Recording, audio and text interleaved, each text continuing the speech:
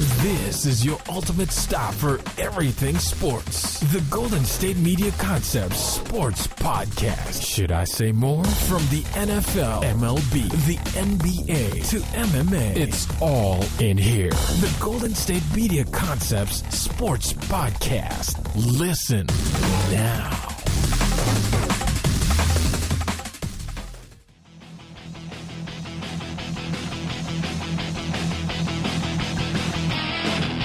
All right.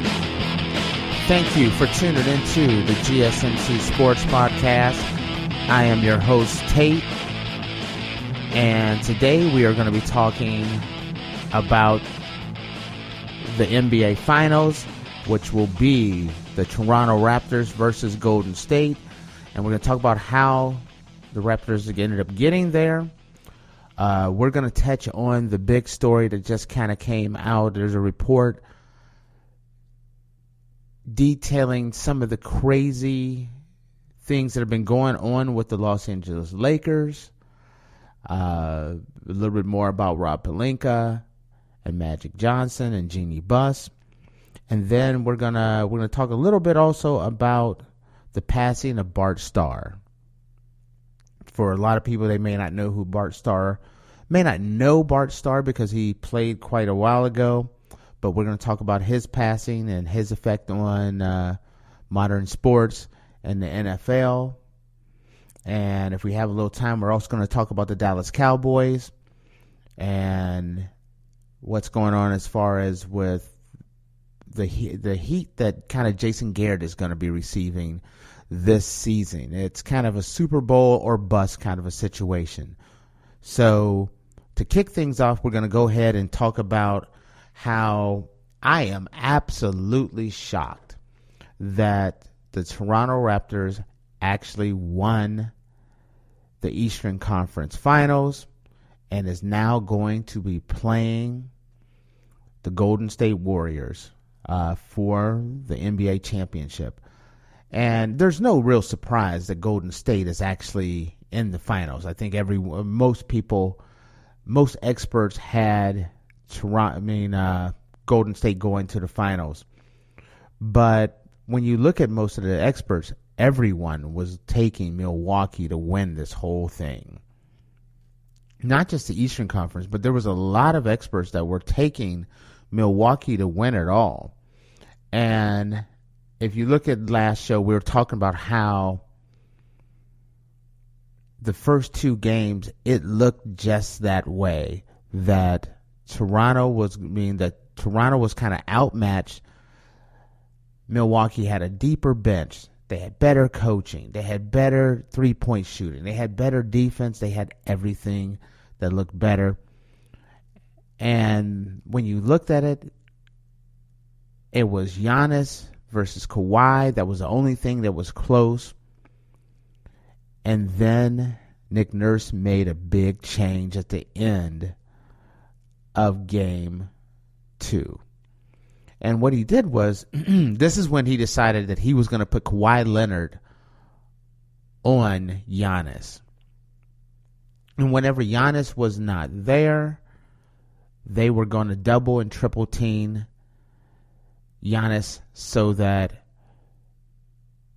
they controlled Giannis. And the thing about Giannis that they kind of noticed is that Giannis likes to get the ball at the top of the key, at the top of half court, and then drive straight down the middle, in which they just had everyone collapse on him and take that driving to the middle away from him and make him shoot mid-range shots.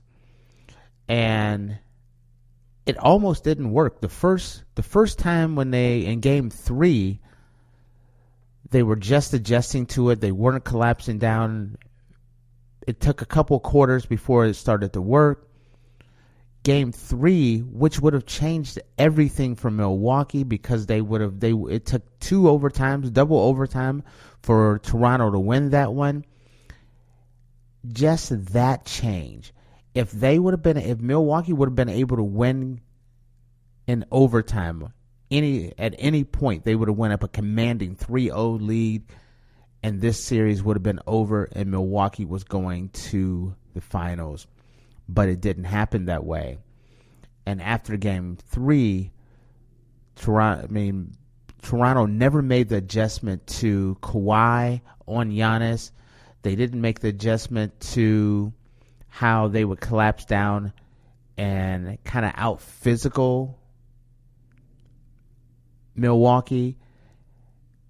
And once Giannis was kind of taken out of the game and he was forced to make mid-range jumper after mid-range jumper, his foul shooting went down.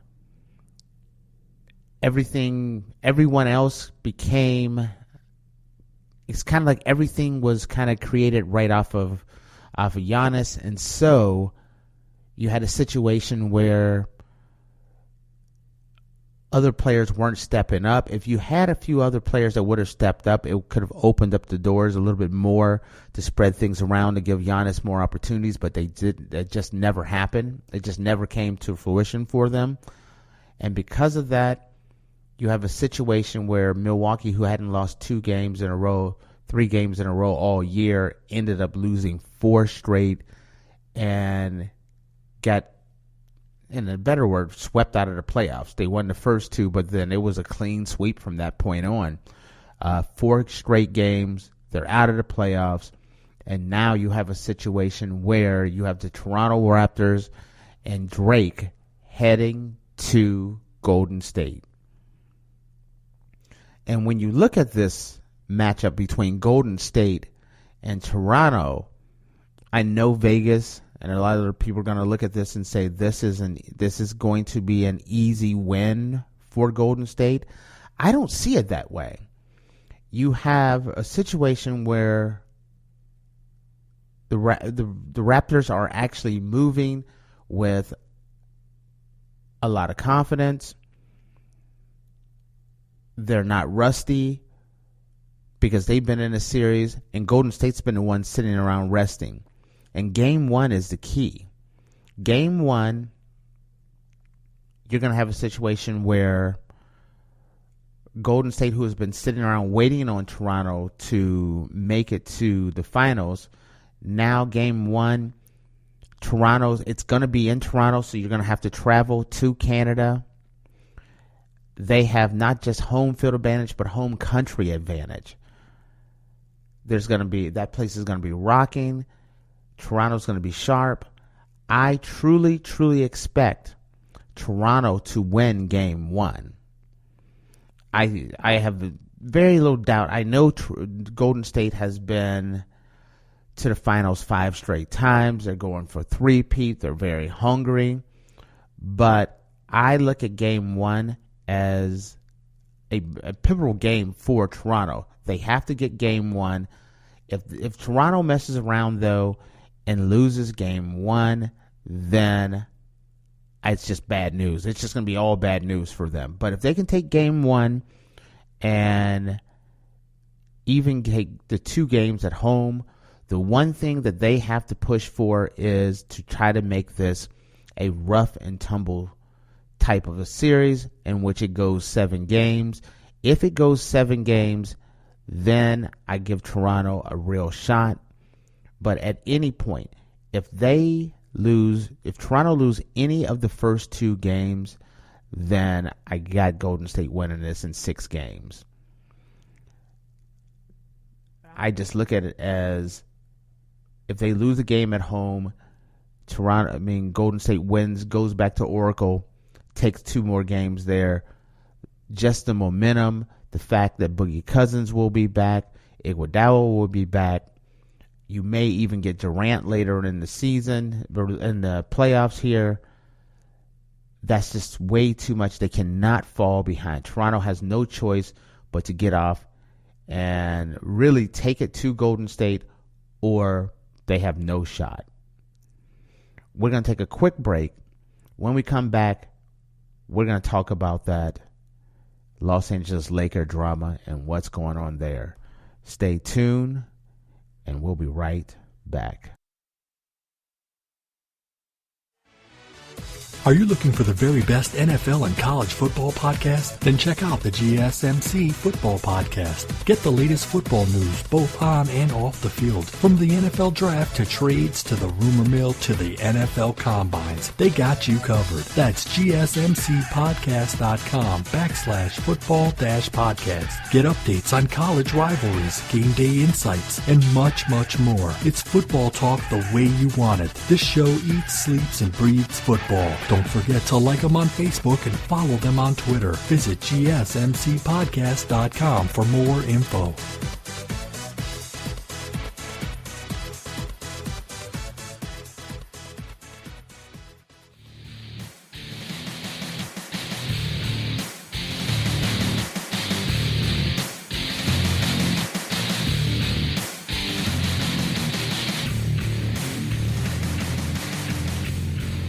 Okay, we're back. We just touched on a little bit about the Toronto Raptors upsetting the Milwaukee Bucks. And we'll touch a little bit more about how we think they're going to fail against Golden State. But the big story today is the report that came out from a writer from ESPN who had been following and interviewing Laker front office and coaches and employees. And boy, he had a heck of a report here. In the report, he talks about how when you refer to Magic Johnson, there was Magic Johnson, the face, which was Magic was the guy, the fun-loving, the guy everyone loved. And then there was Irvin. And Irvin was the businessman who was like the cutthroat businessman who on a couple of different occasions employees had panic attacks after being in meetings with him. How he was he was called kind of a bully. And then there was a report. In this report, they also talk about how Jeannie Buss runs the Lakers kind of as a family mom and pop type business, which is something that has already been out there. But this kind of confirmed it a little bit more, and that she has a lot of people in her ear, from Kurt Rambis to Jeannie Rambis to Phil Jackson, Rob Pelinka. Then when you talk about Rob Pelinka, this is one of the more damning statements. The lack of trust, that there was numerous accounts of how people just didn't trust him, how they went as far as to call him kind of untruthful or even a liar even. And then there was also some talk about that LeBron James's agent Rich Paul had unprecedented access to the team. So that was a report. I wanted to touch on that. And Magic Johnson was on ESPN, and he addressed his, and he denied that he's ever had a problem with any of the employees. And he talked about how he had never been into, human resources and things like that. And I think Magic makes himself very credible when you're looking at things, and if you're a business owner or you're a manager or you're a boss, especially someone like Magic Johnson, you're used to seeing the celebrity Magic Johnson, the Magic Johnson with the big old smile. He's shaking hands, he's kissing babies, he's Showtime. But as an executive, you also have a job, and your job is to get the most out of people. And when you have a situation where when you come on to a job like the Lakers, you kind of sometimes you gotta clean house. And so if everyone's coming in and they're thinking they're going to get Magic Johnson, the very nice guy, and you come in and you meet the guy that's going to fire you, your whole opinion of Magic Johnson will change. So when you look at that, because of what the position he's in, he can't be, as an executive, you cannot be everyone's friend. Being a boss is the absolute definition of I'm no longer your friend. And if you have a bunch of people that Magic's been around the Lakers office for years as a friend, as an ambassador. He comes in, he says hi to everyone, shakes hands, shows, a lot of support for the Lakers, and then he leaves. But now, as an executive, he's walking in that office as your boss. And he has to make the tough decisions on, no, I don't want Luke Walton here. Or this executive, they're not doing the job right. Or maybe they're slacking off. I can't be your friend. I have to let you know, either you do the job or you're gone. And that's part of being an executive. Now, when you talk about the one part that they talked about that was kind of LeBron James's agent having unprecedented access, that was brought up, and Magic Johnson addressed that, and also LeBron James's agent also addressed that issue. When you talk about Rich Paul, the unprecedented issue, Rich Paul was on the East Coast. He was flying back to the West Coast. He asked Magic Johnson, hey, do you mind if I ride back with you guys cross country on the plane? Well, it's not something that an executive would normally say yes to, but Magic said yes. And pretty much they just said that was a one-time deal only. He rode across country one time. So I don't really give that much, I don't get that excited about the fact that Rich Paul rode on the Lakers plane one time. It's not something that an agent would not normally be on a team plane. But when you look at the situation, it was a one-time deal. They were also in the midst of trying to get Anthony Davis to come to the Lakers, which is Rich Paul is his agent. I have no problem with that, especially if you're trying to make trying to get Anthony Davis on board on coming to the Lakers. So no, that's not a big deal. The most damning report to me still goes with Rob Pelinka.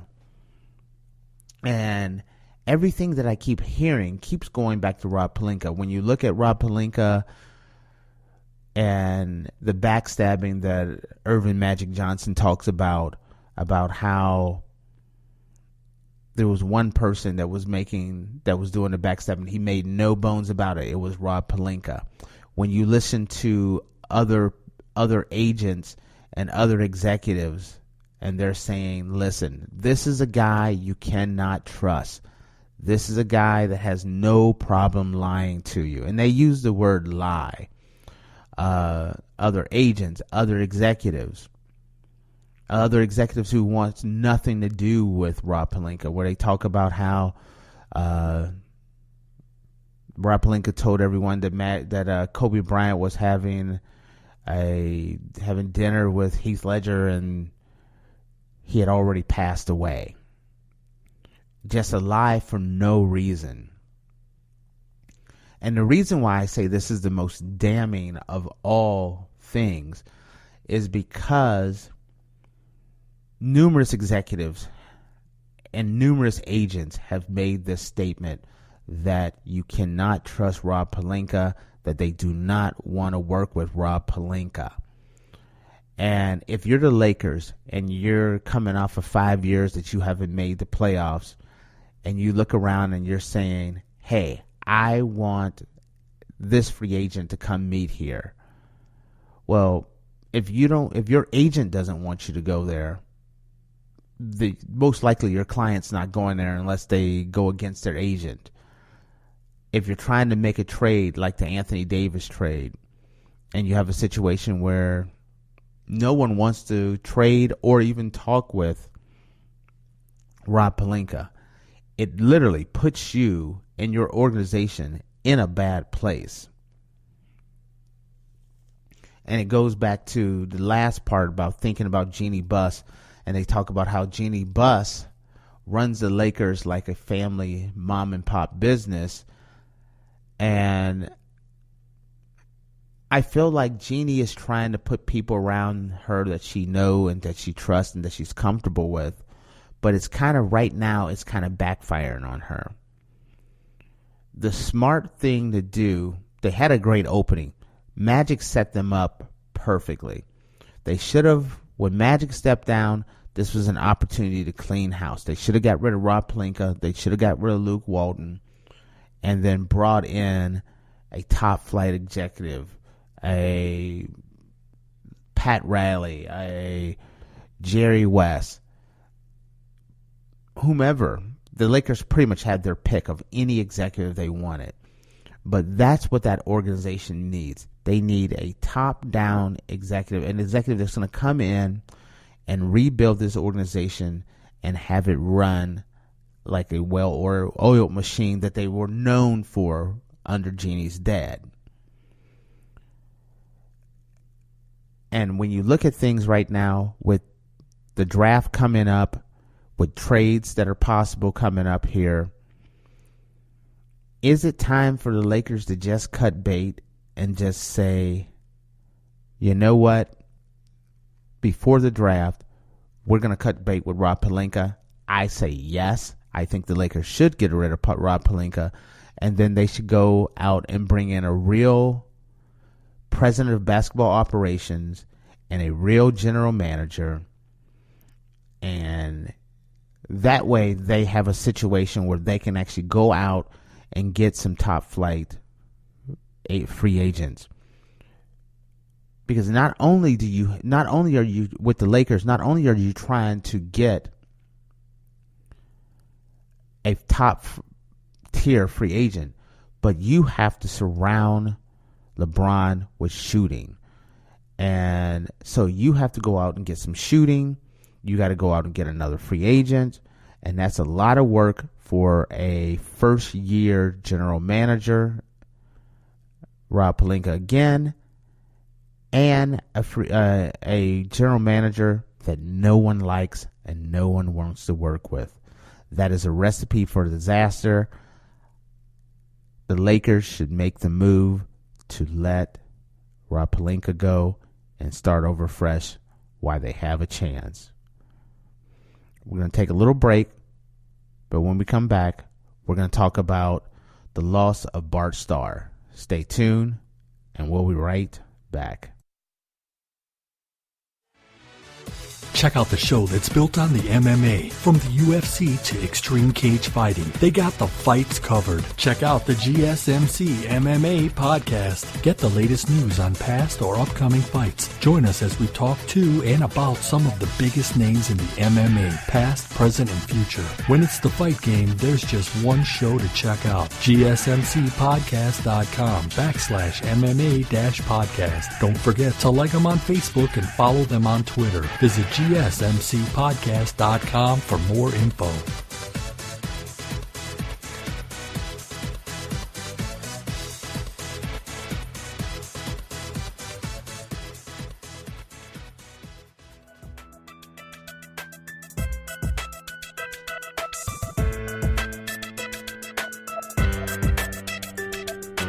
All right, we're back, and we're just talking about the report that came out for the Los Angeles Lakers about how crazy things have gotten there, the dysfunction of the Los Angeles Lakers. And now we're going to a more somber moment here where we're talking about the loss of the late, great Bart Starr. Bart Starr of the Green Bay Packers. Super Bowl I and Super Bowl II MVP.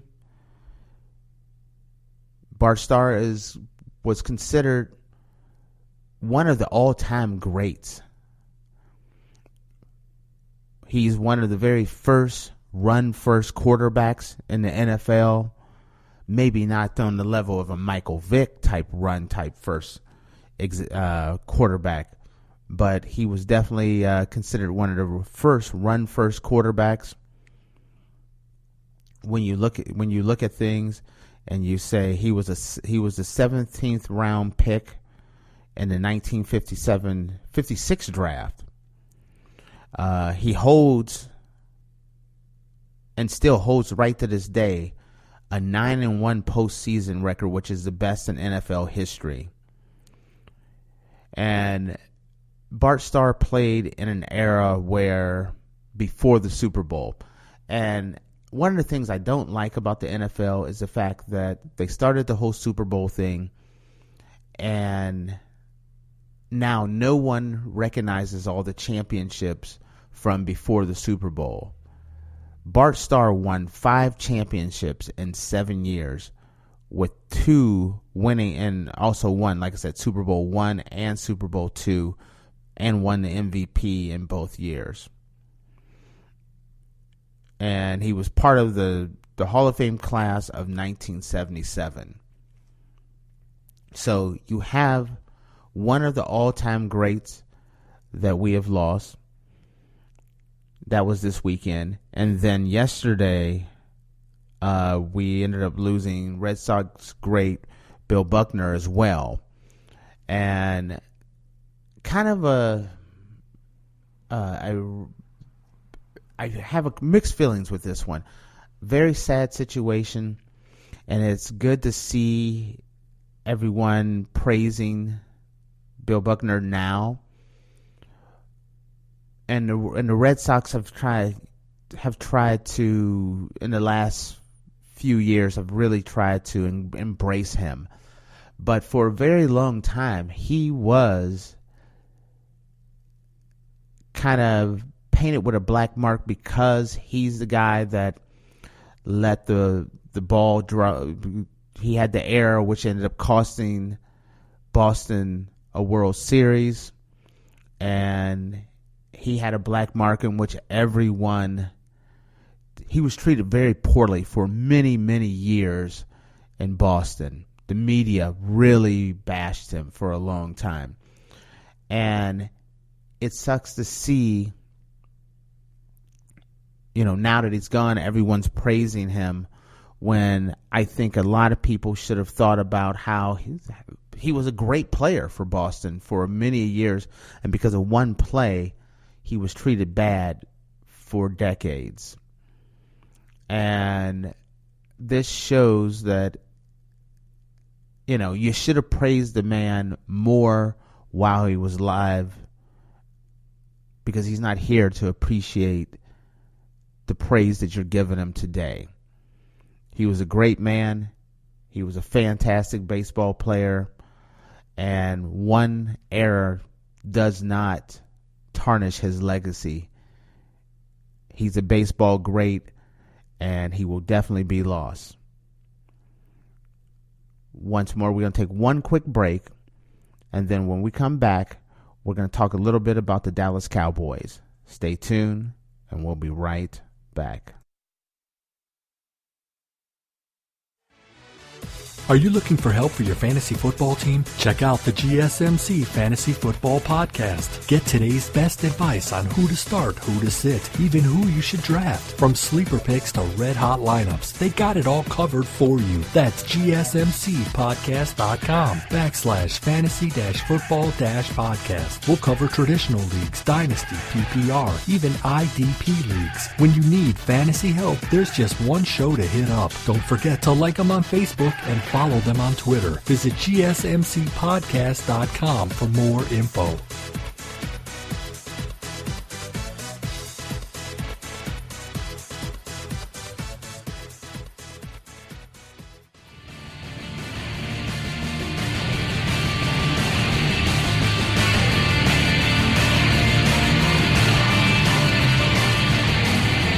All right, we're back here. We were just talking about the loss of the late, great Bart Starr and Bill Buckner. And now we're going to talk a little bit about the Dallas Cowboys today. And there's a number of reports that Jason Garrett is under a lot of pressure this season. And matter of fact, I think he's under a lot of pressure that's not reasonable. You cannot have a situation where you have a coach that the expectation is from the Dallas Cowboy organization, the way it's been implied, that it's Super Bowl or bust. If Jason Garrett does not get to a Super Bowl, then he will not have his job next year. And that is just not a real expectation. But when you look at the fact that they went out and they got Amari Cooper at slot receiver, at Randall Cobb in the slot, they got Amari Cooper, they got Dak Prescott, they got Ezekiel Elliott. The Cowboys feel like they should be favored to win this, to go to the Super Bowl. Minimum go to the Super Bowl. And the one thing they haven't made a change at, that they haven't upgraded, is their coach. And they feel like they have a Super Bowl team here. And if Jason Garrett does not pull off a Super Bowl, they're going to pull him. They're going to fire him. I don't think you can take that kind of approach. It's either he's your guy or he's not your guy. And if you're coaching by looking over your shoulder, then you're doomed. I feel like you're doomed to fail. Now, do I look at the Dallas Cowboys and I say, are they a Super Bowl contender? I say yes. Dallas is a definite Super Bowl contender. But to say, you look at the New Orleans Saints last year, fantastic season, a top flight team, but one play changed their fortune from going to the Super Bowl to sitting at home watching the Super Bowl. And so by having a situation where you're saying pretty much, Garrett, get us to the Super Bowl or you're fired, there's only one team a year that gets to the Super Bowl. And you need a lot of luck. You need a lot of talent, and you need a lot of luck. Things have to break your way. And even when you have the talent, you can have, like I said, a situation where a play goes your wrong way. What happens if an injury happens? But having the mentality that if you don't get to the Super Bowl, you're going to be fired, I just don't think that's the best way to go into a new season. If you have that approach, Super Bowl or bust, I think you should just get rid of Jason Garrett before the season even starts. It should be, and I know Jerry Jones feels the pressure of he's getting up in age and he wants another Super Bowl before he turns the team over to his son. But I think as an owner, the only thing you can ask is that, are we improving?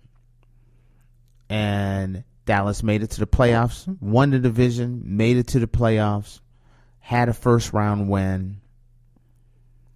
This year, you have a situation where the Cowboys could easily be better, but take a step back. And the reason why I say that is because of the fact that in that division, Philadelphia, with a healthy Carson Wentz, could easily win that division. And you have a situation where Dallas could be the wild card in that division. I actually have Dallas winning that division, but would I be shocked if Dallas ended up being the wild card? I would not be at all. Now, if you end up being the wild card, that means when you make the playoffs, you have to go to road game after road game after road game just to make it to the Super Bowl. And that is a lot to ask any coach and any team. So when you look at things, I think the Dallas Cowboys' expectations are off, and it should not be that case. Rolling along with some other talk about Super Bowl expectations, there's also a report that the Rams are actually really, really concerned about Todd Gurley's knee, and that it's a situation where if that knee does not heal up, you've just invested long-term one of the highest paid players in the NFL, and he may have actually taken a step back. This is one of the big reasons why a lot of teams do not want to pay their running back. That's one of the issues that the Dallas Cowboys is having right now, is about paying Ezekiel Elliott. That's where a lot of the drama came around with Le'Veon Bell as far as being franchise tagged. It is a risky situation when you are paying running backs top flight money that's going to cripple your salary cap, and you are really playing Russian roulette, because at any point in time, a knee injury, an Achilles injury, any lower body injury can change your fortune, and you can go from having the top running back in the NFL to just having a serviceable back. But you're paying him $14, $15, $18, $20 million a year, and you cannot afford to do that. And I feel like the Rams are in big trouble, because their whole offense gets clicking and gets rolling behind stopping Todd Gurley, putting 8 men in the box, making life a lot easier for your quarterback and your receivers to get open. If Todd Gurley does not come back as Todd Gurley as we know, the Rams could be in a big trouble, because you look around and you say, Seattle will be tough. They're always tough. And then you have the 49ers, who are going to be a much improved team. The NFC West will not, if Todd Gurley's knee is not where it needs to be, that division is up for grabs. With that, we're going to wrap this episode up. I'm your host, Tate, and we'll be back tomorrow. We'll talk more about sports. To all, have a good night. You've been listening to the Golden State Media Concepts Sports Podcast, part of the Golden State Media Concepts Podcast Network. You can find this show and others like it at www.gsmcpodcast.com. Download our podcast on iTunes, Stitcher, SoundCloud, and Google Play. Just type in GSMC to find all the shows from the Golden State Media Concepts Podcast Network, from movies to music, from sports to entertainment, and even weird news. You can also follow us on Twitter and on Facebook. Thank you, and we hope you have enjoyed today's program.